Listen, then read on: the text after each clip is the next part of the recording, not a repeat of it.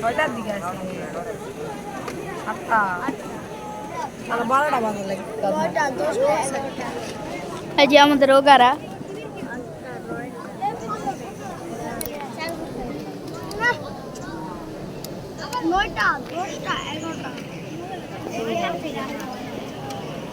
Wow দেখ একটা ফুল clear. এখন আমাদের আজকের অনুষ্ঠানের সেই স্পেশাল মোমেন্ট যার জন্য আমরা অধীর আগ্রহে অপেক্ষা করছি।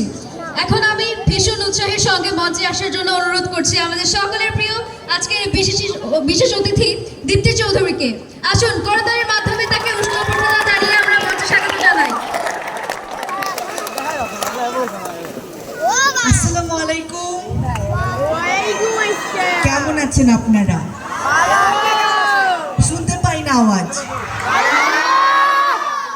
আরেকটু জোরে হয় নাকি আওয়াজ? এইবার মনে হচ্ছে আমরা মনে হয় ভালোই আছি, কিন্তু আমি অনেক অনেক নার্ভাস। মানে এত নার্ভাস আমাকে অনেক দিন কেউ করতে পারেনি। আমি কি তোমাদেরকে থ্যাংক ইউ দেব নাকি তোমাদের উপর রাগ করবো যে তোমরা আমাকে এত নার্ভাস বানিয়ে দিয়েছো?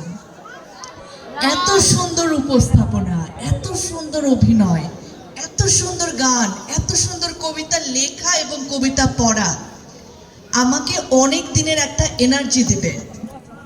আমি তোমাদের কাছে অনেক অনেক থ্যাঙ্কফুল। আমি জানি না যে আমি আসাতে তোমরা কতটা খুশি হয়েছো, আমি শুনেছি তোমরা অনেক খুশি হয়েছো।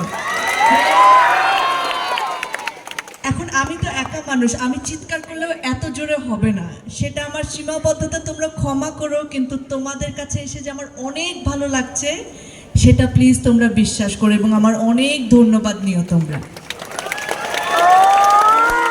প্রতিদিন না আমাকে, আমি অনেক বড় মানুষের সাথে বেশি চলতে হয়, তো বড় বলতে আমি বয়সে বড় বোঝাচ্ছি। তোমাদের সাথে চলার সুযোগ কম হয় বলে আমার অনেক নেগেটিভিটির সাথে চলতে হয়। এরকম অভিজ্ঞতা আমাদের সবারই আছে নিশ্চয়ই। সামনে যারা একটু বয়স্ক বসে আছেন আমার মতো, তোমাদের মতো না যারা,